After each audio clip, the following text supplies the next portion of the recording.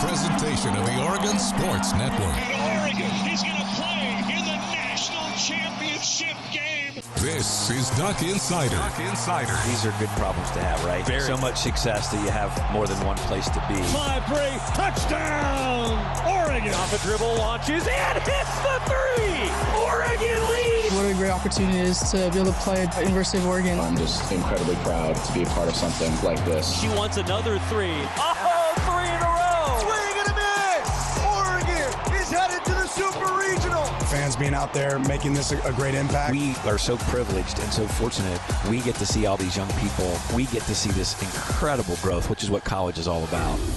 This is Duck Insider on the Oregon Sports Network from Learfield, presented by OnPoint Community Credit Union. People are the point. Now let's go live to the Country Financial Studio to talk Oregon Duck Athletics. We'll hear from Dan Lanning ahead of Friday Night Lights against Michigan State. We will also be talking with Deputy Athletic Director Eric Roedl today and Oregon Volleyball head coach Matt Ulmer here on today's Duck Insider. The preseason All-Big Ten list is out for men's basketball, and Oregon sophomore Jackson Shellstad was on it. Preseason All-Big Ten, starting 30 of 32 games last season. He averaged 12.8 points, 2.8 assists, and 2.8 rebounds per contest. He was on the Pac-12 All-Freshman team, Pac-12 All-Tournament team. Oregon hopes that 24-25 season might be even better in the Big Ten. Preseason All-Big Ten for Jackson Shellstad. Joins a few familiar names like Umar Ballo, who's now at Indiana, and Bruce Thornton from Ohio State. There's also Great Ozabor, which is one of the better names in college basketball, now playing at Washington. Some familiar names joining him on that preseason list.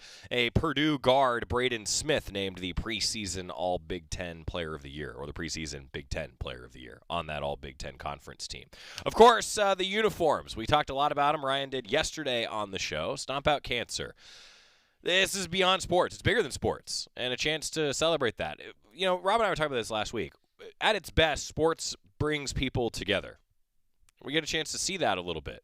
We saw it for Oregon volleyball this past weekend. We'll talk with Coach Ulmer about it. Team Ollie, Indiana even participating in that, wearing some yellow. That was so cool to see.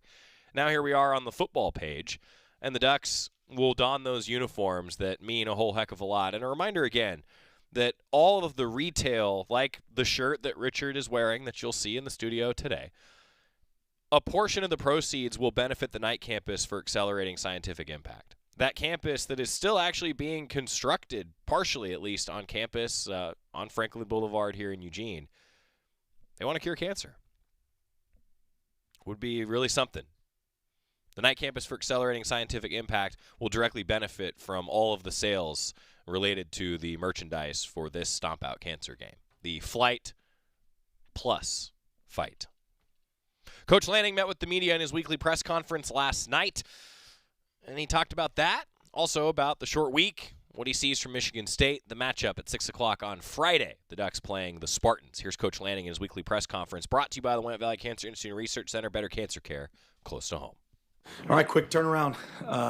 But guys are attacking it really well. Certainly excited to get back in front of our fans. It's been a while since we've been here, so getting in front of Autzen will be quite the challenge and a good opportunity for us. To see where we've improved and continue to get better. Obviously excited to get to play a good Michigan State team, really well coached, do some good things, in every phase of the game. So we can open it up from there.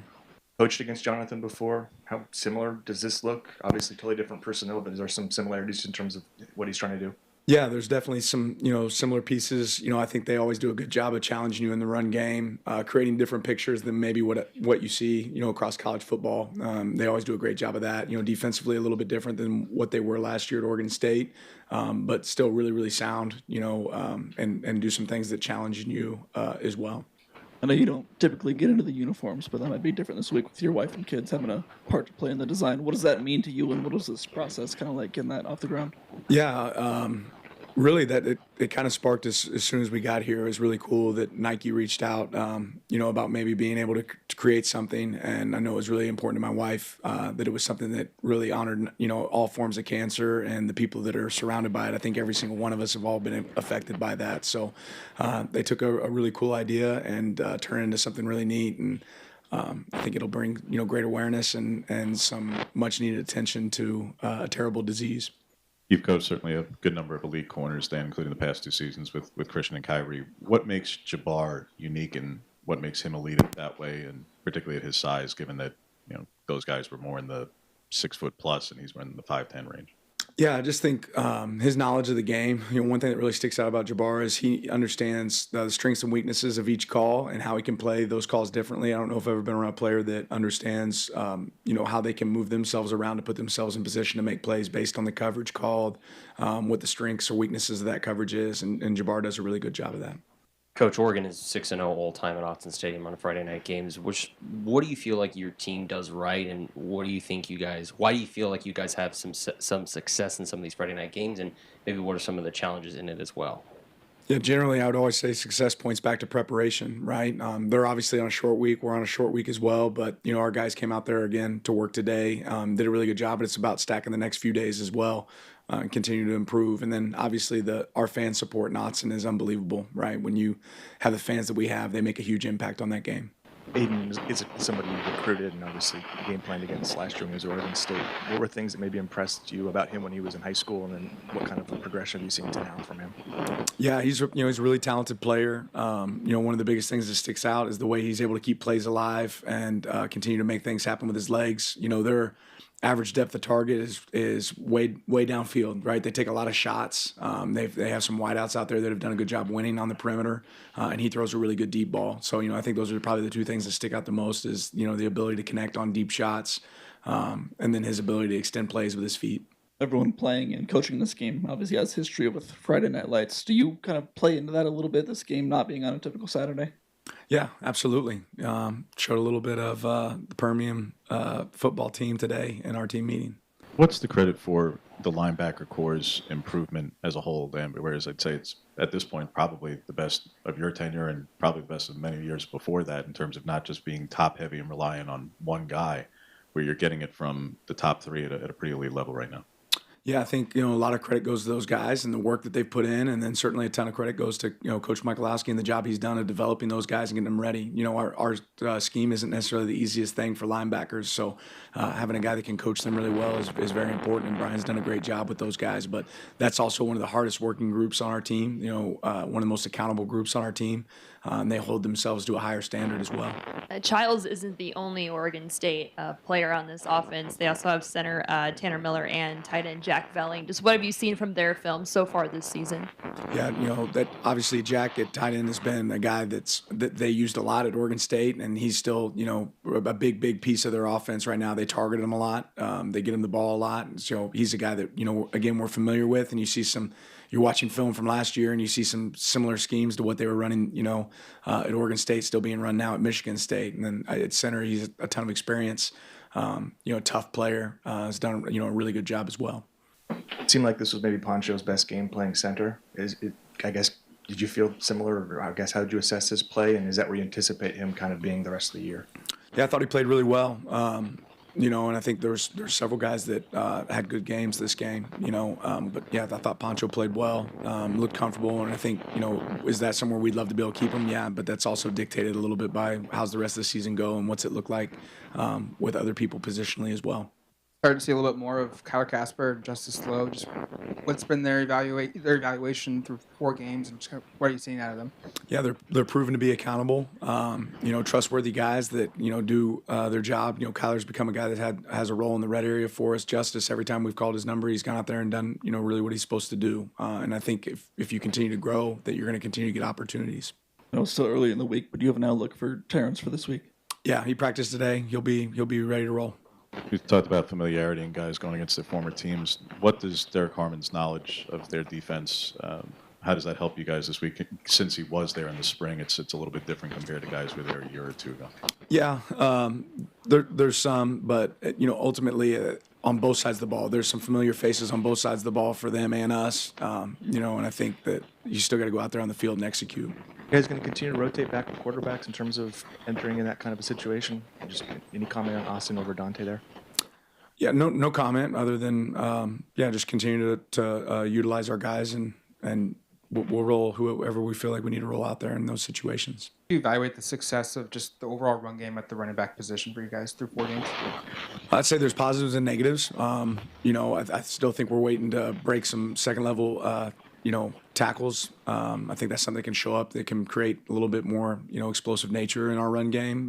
But I do think we're hitting holes in the right spots. I think it's something we got to continue to be able to lean on and make sure that we can improve, because when you become a team that can run the ball extremely well, it opens up everything else in your offense. Be the first game, home game of the season now that class is in session. First, looking at the student section for Friday, what are your expectations just about the crowd and having the students back, but also the student athletes now being back in school, and advice that you've given them about, now having to manage both being a student and an athlete? Well, that's the piece, right? We're all here as student athletes first, so and getting that degree is extremely important, and doing a great job in the classroom is really important. So we had a lot of conversations about that today. Different challenge to be able to do it kind of within season, but a lot of teams have been doing it for a lot longer in the season. So it certainly can be an advantage for us, but something to challenge us as well. And then I think our fans will be outstanding. They always are. What has Nico done to go from a rotational outside guy and a nickel guy for you last year to really kind of carving out that CB2 spot for you guys at this point, Dan? Yeah, I think he's just shown a level of consistency. He's done a really good job there. Him and Dante both are rolling quite a bit at corner, and they both earned those opportunities. Turnovers, first time since I think the first game of the season. Anything in particular the defense collectively did to force those, or just good plays by an individual? No, I think I've said before that turnovers usually come in bunches, right? And even some of the stuff that we had kind of planned in that game didn't necessarily dictate that we would create more turnovers. It's just continue to attack the ball, and when those opportunities come, making sure that you can come away with it. Starting to see more from Kenyon each week. At what point, if at all, does it get to a conversation of him getting more opportunities, not just in general, but even perhaps more opportunities than Pat? And I realize that Pat's excellence is also in the blocking capacity. But at what point do the rep counts perhaps flip, if at all? Yeah, every one of our tight ends bring a lot of different strengths. I love the way that we're utilizing Kenyon right now, but I also love the way that we're utilizing Pat and Terrence. And when you have multiple guys that can do multiple things, I think it's really important that you tap into those.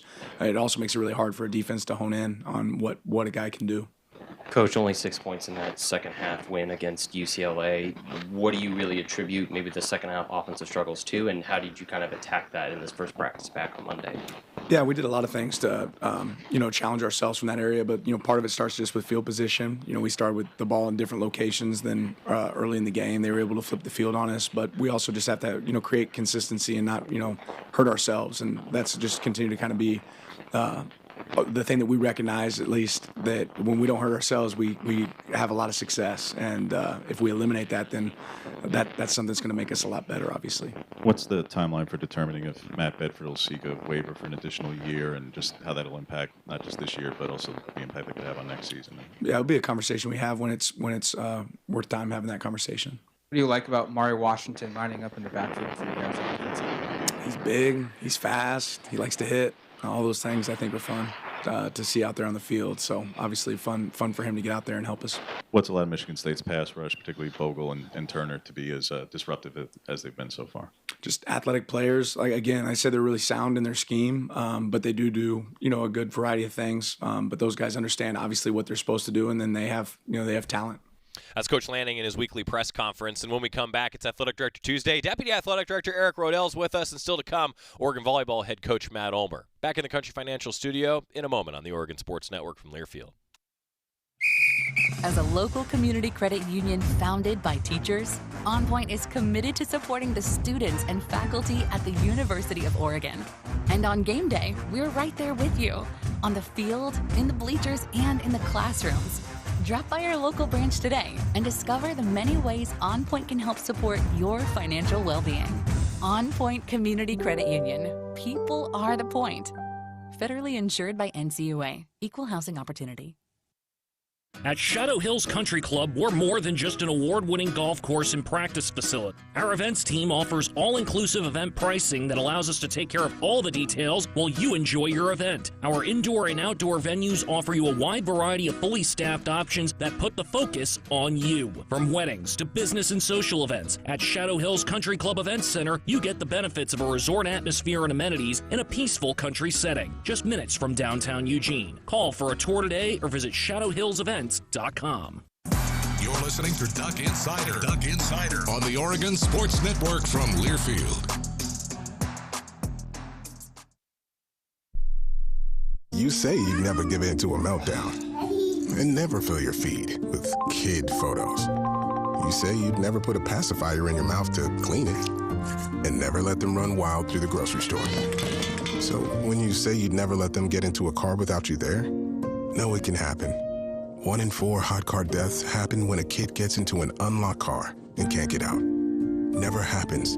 Before you leave the car, always stop, look, lock. Brought to you by NHTSA and the Ad Council. The possibility of lung cancer can be pretty scary, especially if you're one of approximately 8 million current or former smokers at high risk. That's why SaveByTheScan.org wants you to know that now there's a breakthrough low-dose CT scan that can detect lung cancer early, and it only takes 60 seconds. You stop smoking, now start screening. For an easy quiz to see if you're eligible, visit SaveByTheScan.org. It could save your life. SaveByTheScan.org is brought to you by the American Lung Association's Lung Force Initiative and the Ad Council.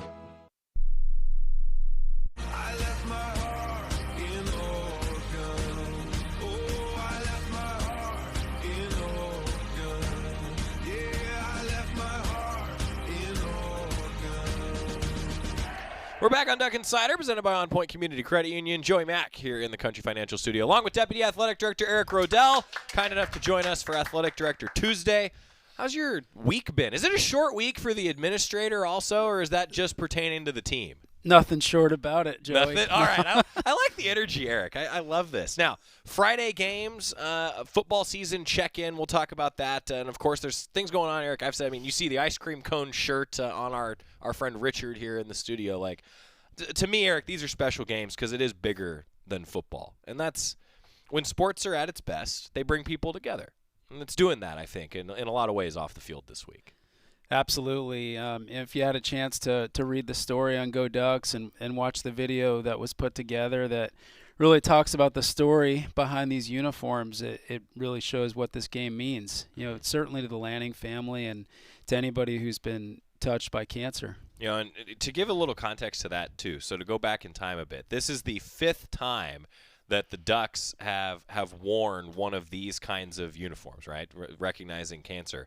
And I was thinking about this, like the impact that it has across so many different people's lives. And Jordan Scott, right, he was one that he was impacted by cancer in his family. And so he was like, hey, part of why I always wanted to wear the pink jersey. And then here we are, like there's just so many stories that are like that. And I even think about, Eric, like just this past weekend with Team Ollie for Oregon Volleyball. Indiana participated wearing a little bit of yellow. I don't know. I just think it's tough to put into words how impactful it can be, I suppose. Yeah, it can transcend kind of the competition element for sure. And, when you dive into this particular case and you kind of learn a little bit more about the Lanning family story and Sophia and all the different, personal touches, when you talk about Caden, Niles, and Titan and, how they lived through that experience and you see it reflected in the uniform, it's really cool and special. It's pretty, it's amazing storytelling, right, to see it impacted in the uniform. So we're fortunate to have some amazing partners like the Van Horns and Nike that we get to collaborate with on these types of things. Yeah, and it means a whole heck of a lot to a lot of people. And again, a portion of the proceeds will benefit the Knight campus for accelerating scientific impact. So if you want the awesome ice cream cone shirt, for example, it benefits scientific research, which is really something. Eric Roedl joining us. So Friday games. We joke about the short week, but it is a little different, isn't it, playing these Friday games? We got 2 of them this year. Yeah, we've got one home, one on the road. And I was thinking back, Joey, other than, playing a Black Friday game, when was the last weeknight game that we played, true weeknight game? Cal in 2021, maybe? I don't know. You might have to double check that. But yeah, it's a different element for sure. It's a different type of game for us operationally, and there's different things that happen behind the scenes with a weeknight game. And certainly you referenced the short week with the team coming off a very early Sunday morning arrival, coming back last week from UCLA. So we feel great about it, though. The energy, this is the first week of school in the fall term here, so we're kind of deep into the fall season, yet we're only 2 days into the fall term academically, but lots of excitement on campus. We've had over 8,300 students student tickets get claimed, so we're going to have a great student section, and Jason Harris tells me we're down to less than 80 tickets available for sale. So there's still a hope if you want to come out to the game, but absolutely, it's going to be a great scene at Autzen on Friday. That's awesome. A couple things. One, October 15th of 2021, Oregon beat Cal. That was a Friday. I think that was the last one apart from a rivalry game against Oregon State on a Black Friday. So that was a few years ago. It's been a while. Yeah, it has, and we're ready for the next one. Yeah. Now, okay, I don't know if word's gotten to you, but Jason's been like popping in, and he'll give us some ticket updates.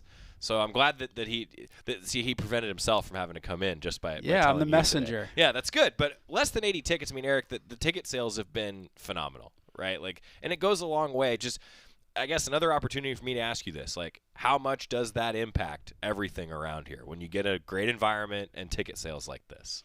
Absolutely. I think Rob's probably mentioned more than once on this show, and I probably have as well, that football brings in well over 80% of all of our athletic department revenue. We're a self-sustaining operation, $163 million operation. So football-generated revenues are really important to us. And, bringing everybody together on game day when Autzen is full and has that kind of energy, it just lifts everything up. It lifts our student athletes up, the whole community, the whole athletic department, and that's what makes Oregon a special place. Yeah.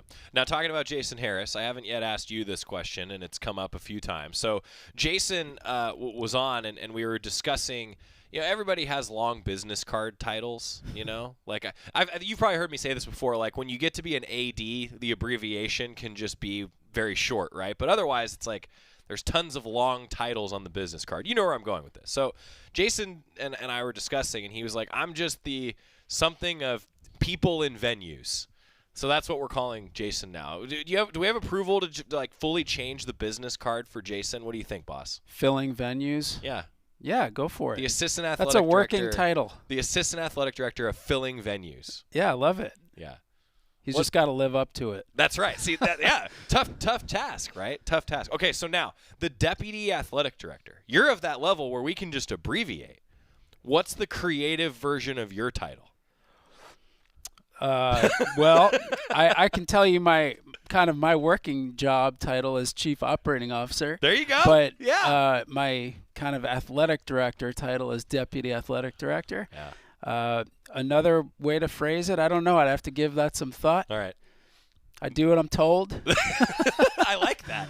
I mean, we all do to an extent, but because it occurs to me, Eric, and part of why I ask you this sort of jokingly, like, you cover so many different things as an administrator, and in your role, there's so many different things that you're overseeing. Like, every day, I'd imagine, is a little different for you, right? Yeah, that's what I love the most about my job. There are days that are focused in one area or one sport, and another day on something completely different, and another day you might be tackling some kind of more strategic project, and once in a while we put out some fires too, and so there's always something new coming at you, and that's in addition, or really on top of the core focus of working with student athletes and being engaged in higher education.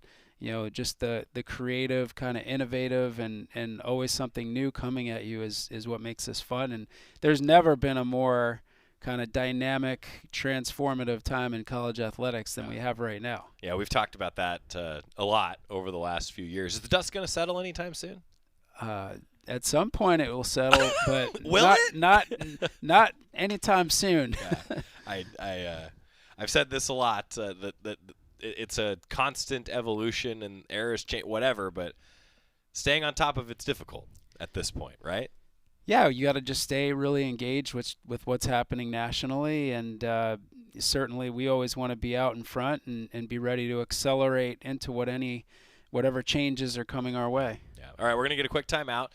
Deputy Athletic Director, working title, Eric Roedl is with us. We're going to come back. We've got a hoop schedule since we last talked, a lot of other things to cover, getting ready for some Friday night lights at Autzen Stadium. More after this on the Oregon Sports Network from Learfield.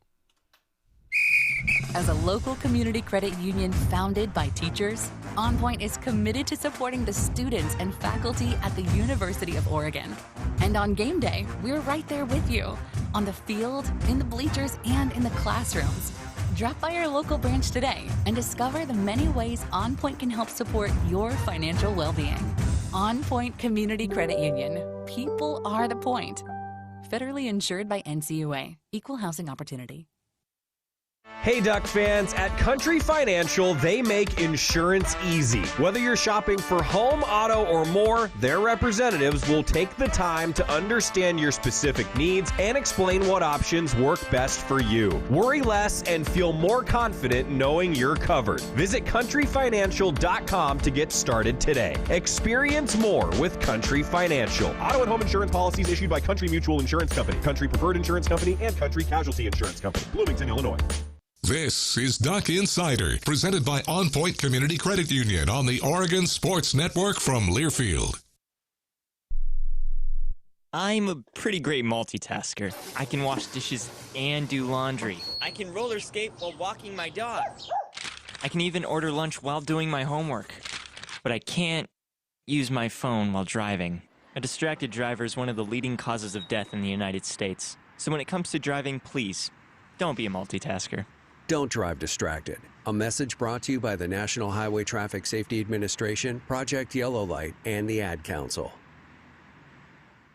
All right, son. Time to put out this campfire. Dad, we learned about this in school. Oh, did you now? Okay. What's first? Smokey Bear said to. First drown it with a bucket of water, then stir it with a shovel. Wow, you sound just like him. Then he said. If it's still warm, then do it again. Where can I learn all this? It's all on SmokeyBear.com with other wildfire prevention tips, because only you can prevent wildfires. Brought to you by the USDA Forest Service, your state forester, and the Ad Council.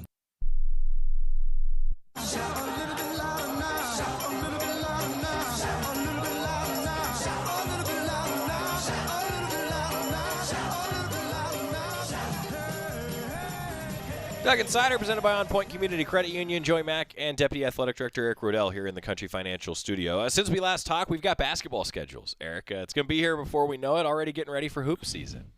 Yeah, really excited about hoop season. We've got media days this week, so Coach Altman and a couple of our student athletes will be out there getting things kicked off, and great to see Jackson Shellstead already recognized early season here, but yeah, I mean, what an exciting finish to last year, and now entering into the Big Ten, and you know, a lot of great momentum in the men's basketball program. And I know a lot of fans have asked, like, hey, do we have game times yet and tip times? No, still being selected by TV partners. But, you know, Eric, one thing that excites me is a chance to be at some of these different venues. How many trips are you going to come on with us this year? We'll see. There's always a pretty tight schedule, but, you know, I'll definitely try to squeeze a couple in. And like you said, between football and basketball and some of our other sports, getting out and learning a little bit more about the Big Ten and seeing some new places and meeting some of our new colleagues is going to be fun. You know, you think, too, about, like, I know a lot of fans have asked about the travel, but you also have the opportunity with, and I will just say, like, getting to play in some of those different venues and also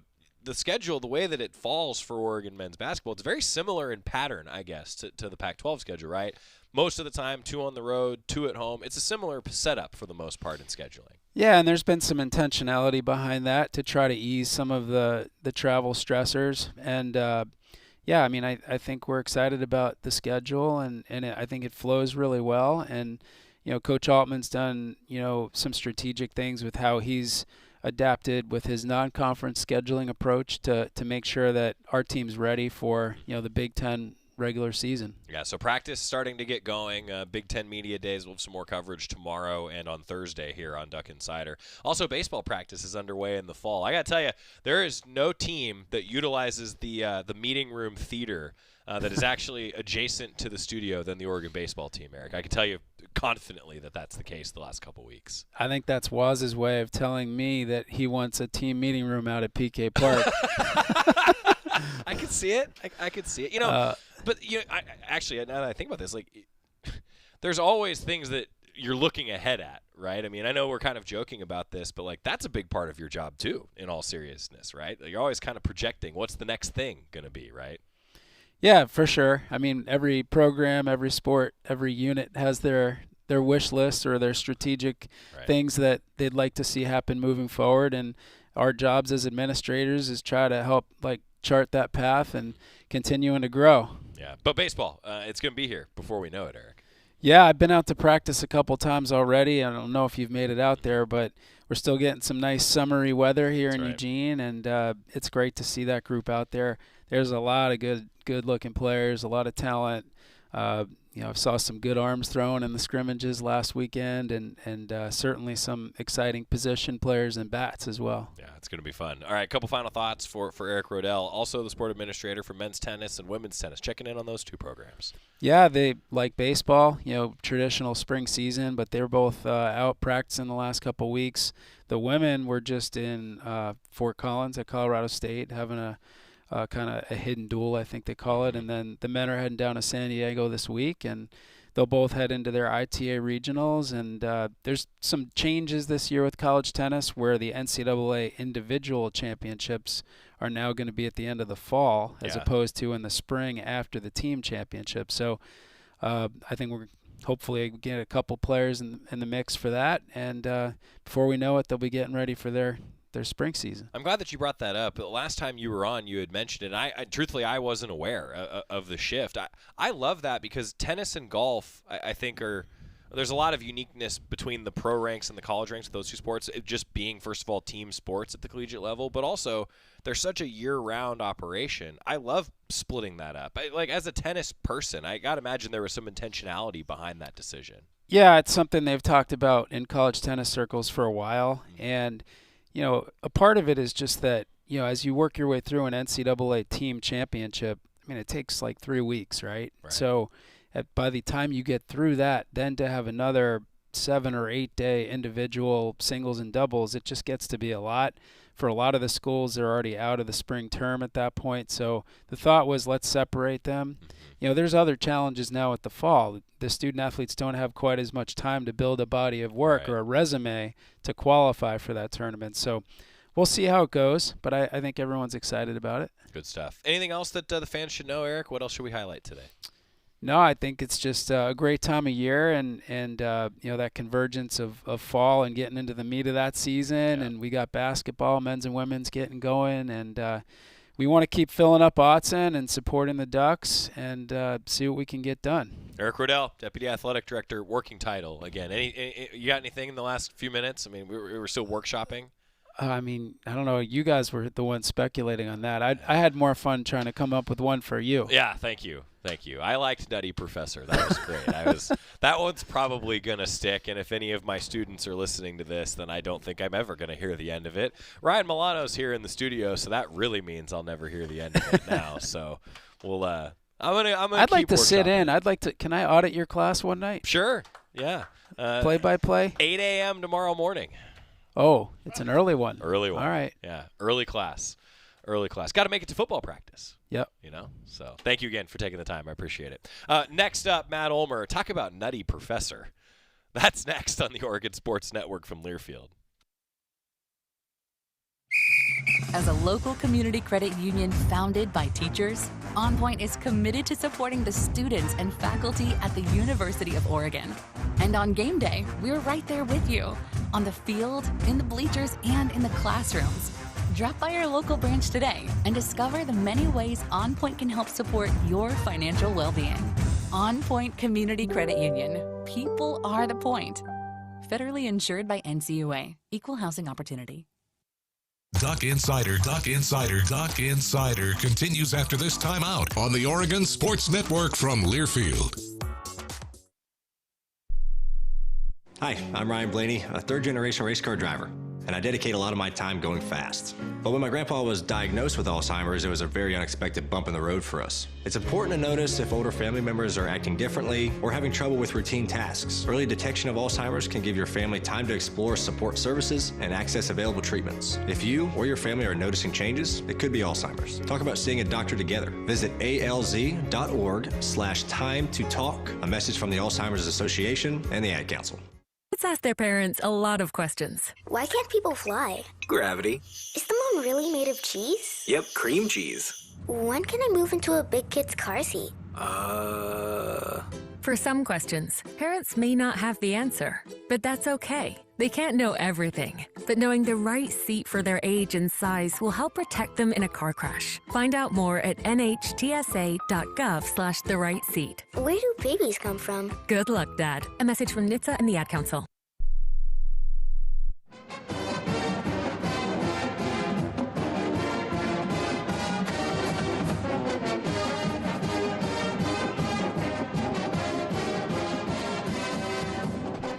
We're back on Duck Insider, presented by OnPoint Community Credit Union. Joey Mack in the Country Financial Studio. Matt Ulmer, Oregon volleyball head coach. Sir. Hey. How are you? I'm really happy to see you. Thanks for having me. God, I'm so happy to see you, too. Okay, Thanks. Scott, can you do me a favor and turn off Coach Ulmer's mic? Just in case. Yeah, this is good. Okay, I would like everybody to know that Coach Ulmer is one of the more sarcastic people that we'll ever meet. So I turned his mic off because I need to say something, and hopefully he'll hear it and the fans will hear it. Today, yeah, your mic's off. You can stop. Today, the Ducks are traveling. We're actually talking Tuesday morning because Coach Ulmer went above and beyond to come over to the studio. He raced over here after practice because he was like, you know what? I still want to come on the show even though we're traveling. He's got a flight to catch, and he took time out of his day to come talk with us. And, Coach, I just really appreciate that. And now that I've been able to say that, your mic is back on. Is there censorship at its finest?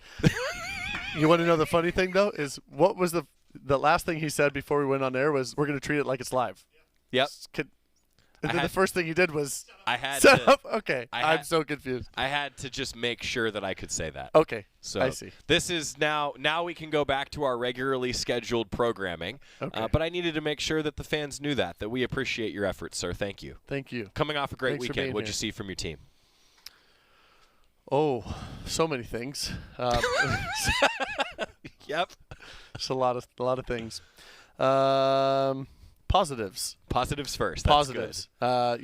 We're right now top 10 in the country in hitting and opponents hitting percentage. Yep. Which that's great for us, and I think we're number 2 in blocking. So again, we're doing a lot of things really well. We're successful at home against 2, I think, tournament teams in Illinois and Indiana, and our first taste of what this conference is going to be about. Yeah. I think the energy was great in the building. It was great to see students back. That was really exciting, and it was just a really nice vibe. And hopefully we can continue that next week when we come back home. When we play SC in Washington, I think next week. But we're learning a lot, and I think we got tested. I think both teams served us so aggressively, and we did not handle that particularly well. We got aced a lot, so we have to continue to learn how to pass and how we're going to react against a lot of pace serves, which we got a ton of this weekend.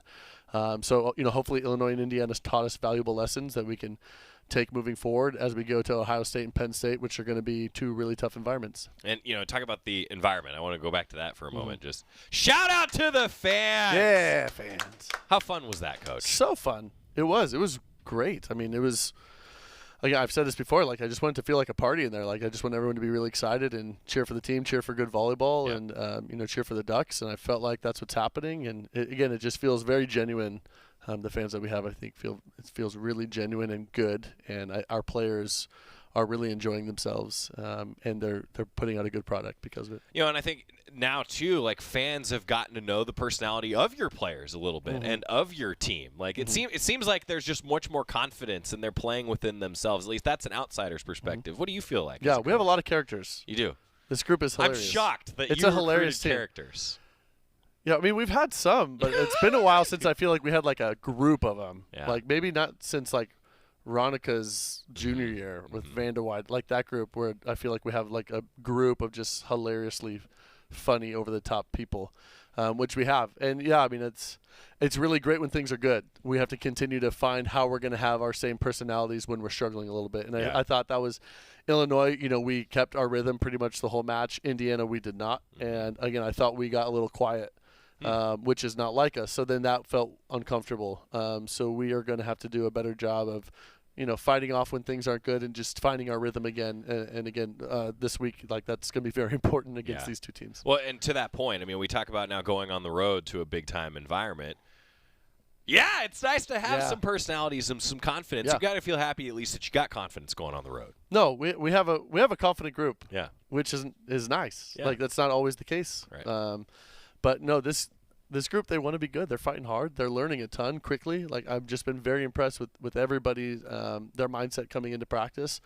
And again, I think maybe we talked about last week, just trying to elevate the standard of even beyond what they think that they can do. I think they're all playing their best volleyball, but can we go further than that? And so from a coaching perspective, again, you never want to settle, and you're always pushing, and you're always just trying to pull that next thing out of them. And now school has started, so am I going to get their attention enough to continue to do that? All those things we're going to have to start balancing. How do you balance as a coach having an appropriate level of confidence, swagger versus arrogance, cockiness? How do you balance that? As a coach? Maybe as a coach, and how do you coach that to your student athletes? Do I balance it? Yes. Okay. I don't know. I guess maybe that's what I don't know. I guess I'm not self-aware. How do you do that, though? That's got to be a constant – that's a tough balancing act. Yeah. I mean, you want to be humble, right? But you're trying to be the best. Yeah. So, I mean, I think anytime we're in the gym, you always have to push. Mm-hmm. It really is never good enough. Yeah. And I think that's the hard part then with that mindset, then it's hard to enjoy it. Yeah. So I've tried my best over the last few years to try to enjoy the good moments more, just let it sink in, take that night, or really applaud, the team. And I've gotten feedback, from players in the past that they feel like it's not good enough, which that is how it's set up. But I need to do a good job of continually reminding them that when they are doing things well, or just those touch points of just saying, hey, you are doing great, right? But also we're trying to find, even more from you. So in teaching, there's a phrase, the positivity sandwich, right? Yeah, so you start positive, then the negative, end positive. I imagine it's kind of a similar philosophy maybe to an extent. You hear the nine positives for one negative, right? You've heard that. I think I'm more than that, but it just doesn't ever feel that way. Right. Because the one thing to really work on maybe is really pointing. And you really need to work on it, and it's out there. But I feel like good student athletes want that. Right? Well, so generally in recruiting, I like to recruit players that want to play after Oregon. Right. Right? Because then I think we are like-minded, where use our staff to get where you want to go next. Yeah. But if Oregon is it for you, if this is the end, then you're content here. And we can't be content because then how are we going to go beat the teams that want more? Right. So I like that mindset of we need to keep pushing further. And again, trying to balance of enjoying it. And I think what helps with this team is because they have great personalities and they're fun and they like to laugh and all that. We have a lot more of that. We are enjoying those moments, I think, even more. On the personality front, it seems like, too, at least, again, outsider perspective, watching what happens just in matches against another team, feels like it's often a different person that can lead with that personality because maybe your offense has been varied, your defense has been balanced, as you alluded to. Do you see that as a coach? It seems like a balanced leadership group. Yeah, I think, I'm trying to remember. I guess a couple of years ago, Mimi and Brooke just shouldered a ton of offense, for us. But for the most part, I think we've had a lot of people that can contribute. You've had different leading scorers last year for game, sure, right? We had a lot of different people, and I feel like that's this group as well. And from a setter's perspective, that's what you want. You want to feel like I can set the right choice every time, right? As opposed to I have to set this one person to side us out, right? I just need to make the right decision. So from a recruiting standpoint, as a coaching staff, that's what we want to be able to give our setter, right? And then we want to be able to find a setter that can make the right choices and do that, right? But we want to be able to give them those opportunities and not, handcuff them into running a different offense because they don't feel like they can get it to their people. And so, I mean, we've had people that have had, bad days, but we've also had everybody has stepped up and had a big match. Literally all of them. And to that point, if I'm Chris Klein, that's just empowering. Right. I hope so. That's what I want it to be. Yeah. But again, when we get out of rhythm, we start pressing, and it feels like, again, like you have to make this one set. And again, I really want us to be at the point where we can go attack mindset 100%, and we're reading what's going on and we're making the right choices as opposed to predetermining what we're doing. And I love that you use the phrase "we" for that circumstance, right? Because I think there's oftentimes he brought that up. I did. Now just wait. Because I'm not playing. We can come full circle here. Okay. So you use the "we" I think sometimes in a lot of sports, and I'll use the quarterback to setter example as you and I have discussed before.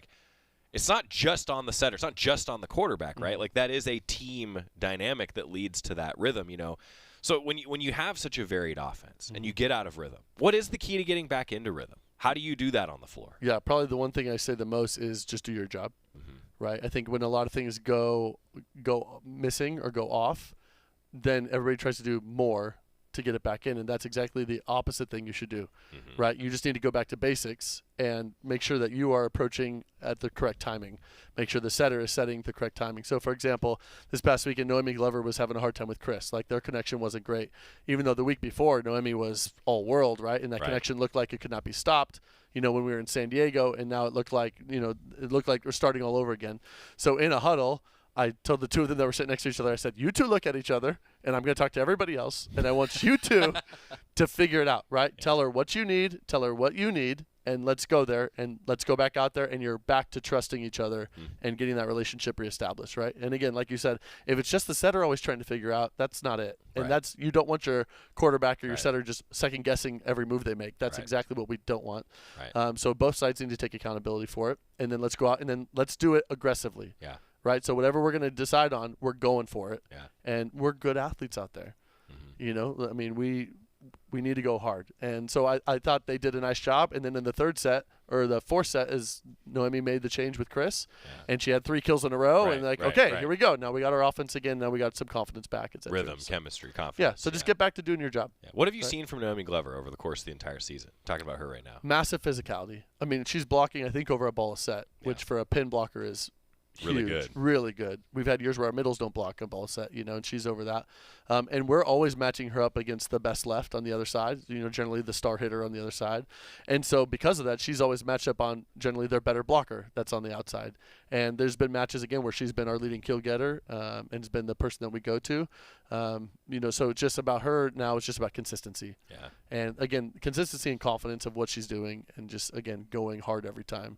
But I think whenever things kind of don't feel right, she kind of backs down. So just trying to get her to power through that. And again, she's really special. Matt Ulmer, Duck Volleyball head coach with us. I did want to go back also and ask you a little bit about Team Ollie. We didn't talk about that a ton heading into it last week, but you saw all of the social media. And let's start with this. I absolutely loved the moment of loud. How special was that moment? Because what a cool reversal of what we expect in a game day atmosphere, right? How cool was that, Coach? It's perfect, I thought. And Ollie was watching, and I know, he couldn't be there.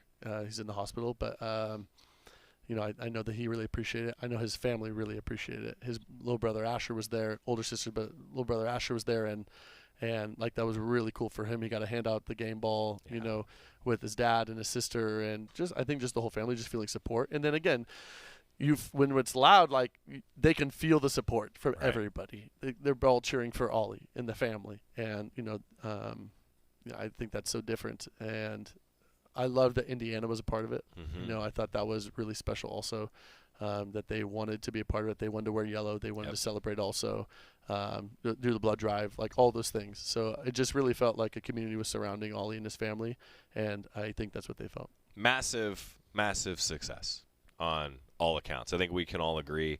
Shout out to you, the entire program. I mean, these are the things that Nellie Schaefer above and beyond. Shout out to Nellie. Above and beyond. Shout out to Nellie. Everything. But really, these are the things that are bigger than sports. And I love being a part and seeing people that get behind things like this, because it is bigger than sports. Sports are supposed to be, when sports are at its best, it brings people together, right? Agreed. And then this is just a great example of that. So just, hey, good work.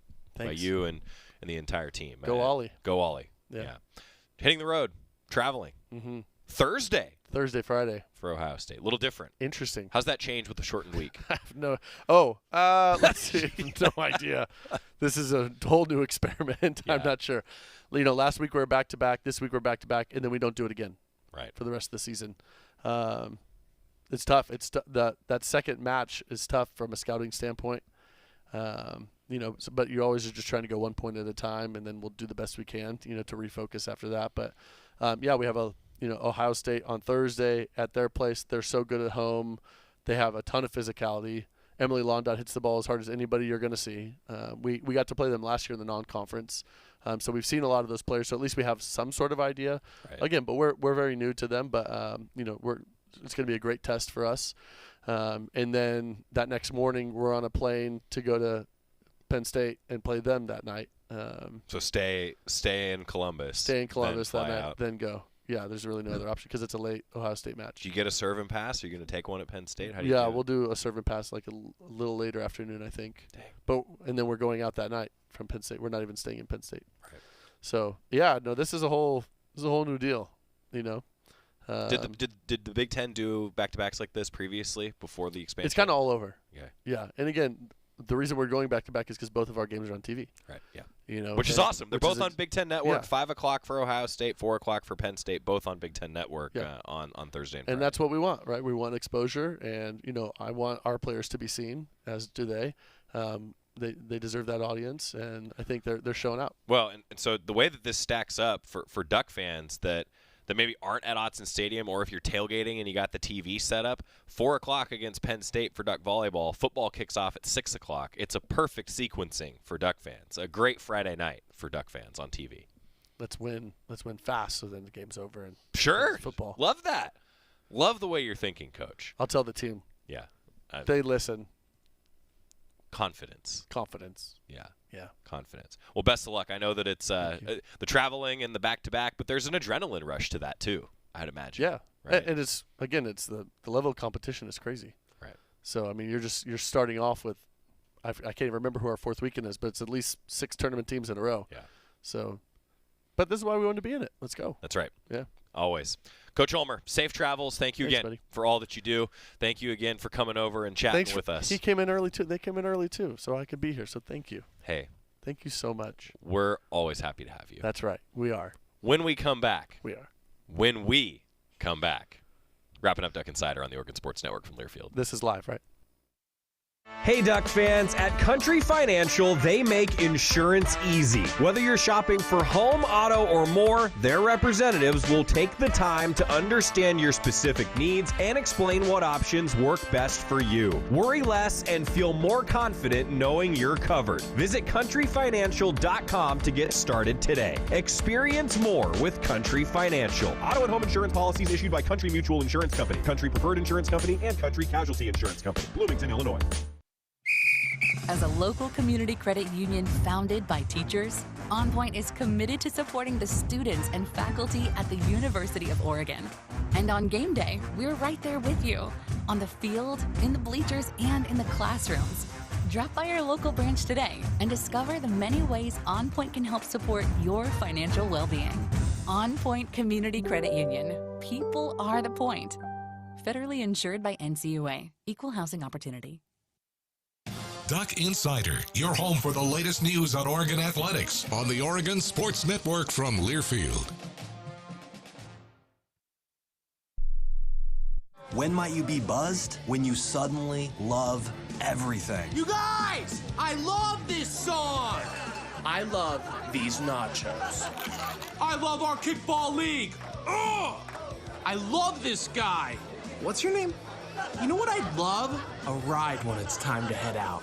If you see a buzzed warning sign, call for a ride when it's time to go home. Buzz driving is drunk driving. A message from NHTSA and the Ad Council. I love your car. Is this real leather?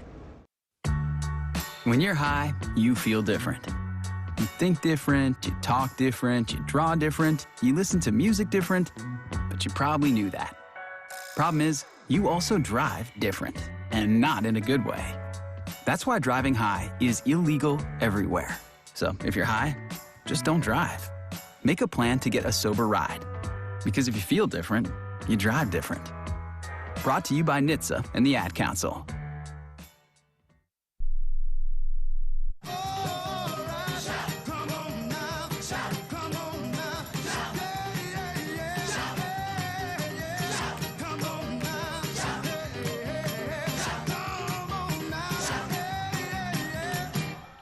Final segment of Duck Insider for you here on a Tuesday. Tomorrow, the Oregon Football Coaches Show will have Bryce Betcher joining us, along with, of course, Dan Lanning, along with the voice of the Ducks, Jerry Allen, and Mike Jorgensen. Friday Night Lights, everything's moving up a little bit this week. That means that we will have a 4 o'clock pregame show on Friday and no Duck Insider on Friday because it's game day. That means we're going to do picks on Thursday. It was a good week in picks last week. Good week.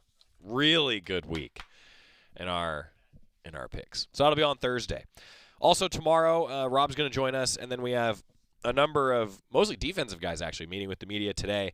We had a number of interviews after practice today that we didn't get to on today's program. That's all tomorrow for you as we get set for the Friday night game. Both golf teams are also in action today. Men's and women's golf updates coming on GoDucks.com. I believe both of them are still on the golf course if you're live with us approaching 2 o'clock. And then a sad day around baseball yesterday. I got word that the all-time leader in hits, Pete Rose, passed away. Well, he actually spoke to Oregon baseball. Mark Wasikowski knows him, and Waz sent this out yesterday. Due to Mr. Kilkenny, that's Pat Kilkenny he's talking about, kindness, this 2021 Oregon baseball team got to hang with Pete Rose for 2 days. Thank you, Pat, for the amazing experience. We will miss you, Pete. Once a Duck, always a Duck. So many great stories. I remember 3 years ago when Pete Rose talked with Oregon baseball, spent some time with them. So many great stories. And I know around baseball, look, this is just me as the baseball fan talking here. I know that there's a lot of opinions and different – I was even listening to Johnny Bench talk about this morning. There's a lot of different opinions on Pete Rose and the larger issues around baseball. But here's the thing that I will say, especially after seeing him interact with Oregon baseball 3 years ago.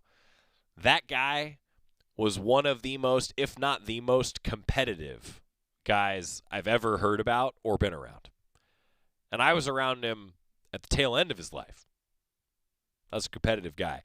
Those competitive juices were always flowing.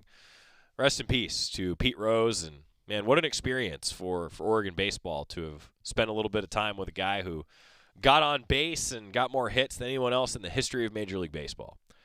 Just talking athletically, you must be doing something right. Must be doing something right. Elsewhere around Oregon athletics, mentioned Oregon volleyball traveling and having that back-to-back on Thursday and Friday. Oregon soccer is also traveling this weekend. Noon start time in Los Angeles against USC on Saturday. You'll be able to tune in on Big Ten Plus. Only one game on the docket for Oregon soccer this week. There's actually only one home event for Oregon athletics this weekend. Weird. We're in the time of year where it seems like either volleyball or cross country or soccer would be around. Just football.